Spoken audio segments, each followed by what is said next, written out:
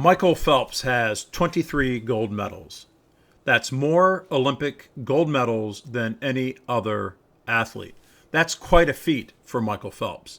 Now, if you look at Michael Phelps, Michael is built like a swimmer. He only has a 30-inch inseam, and he's over 6 foot tall. That means he's got a long torso, and if you would ever see his wingspan, it is ginormous. So he's built to be a swimmer.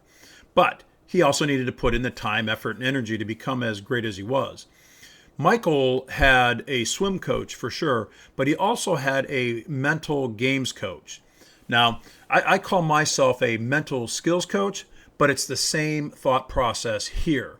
One thing that Michael's mental games coach, Bob Bowman was his name, had Michael do is he had Michael watch a mental videotape of his races every night before he went to bed and every morning after he woke up. He would visualize every aspect of the race, starting from the blocks and culminating with an ultimate victory. This visualization process, Bowman felt, gave Phelps a habit of success. Now, I'm not an Olympic athlete. Chances are you're not an Olympic athlete either. So how do we take this concept of mental imagery and how do we wrap this into our lives? But before I go there, I want to introduce you to a comment made by Sun Tzu. Sun Tzu wrote a book called The Art of War. There's 13 chapters in this book, and there is some really awesome logic. So this Chinese general wrote this in about 500 BC. This quote says, "Victorious warriors win first, then go to war, while defeated warriors go to war first, then seek to win." It's the whole concept of mental imagery or visualization. What he's saying is play out the war in your mind before you go to war.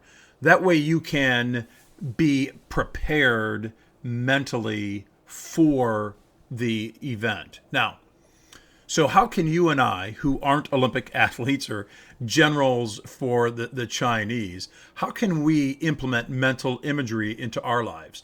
Well, the first thing that we need to do is we need to get away from distractions and people, and we need to go and clear our head. We find a place that makes us feel safe and comfortable where we can relax.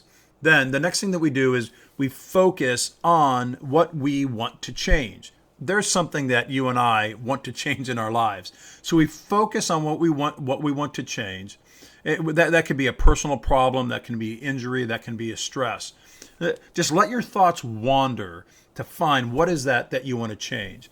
I also love to teach breathing techniques. So at this point in time, what you need to do is you need to have a healthy breathing system going on. You want to breathe deeply and slowly. And this helps unclutter your mind and it puts you in proper mind space.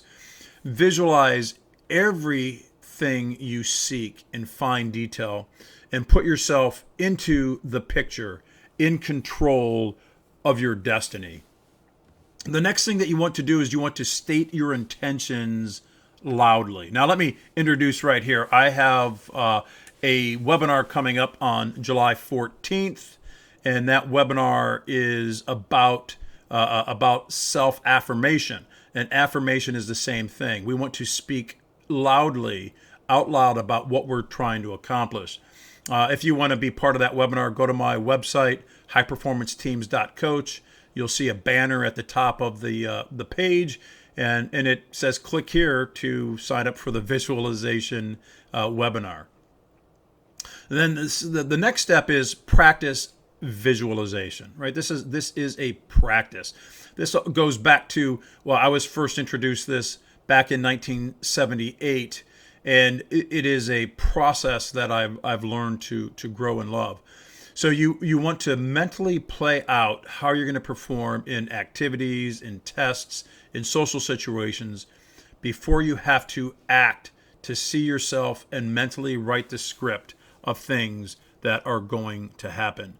Now, I'd love to chat with you more. You can contact me through my website, highperformanceteams.coach. You can call me, Bob, at 440-506-6138.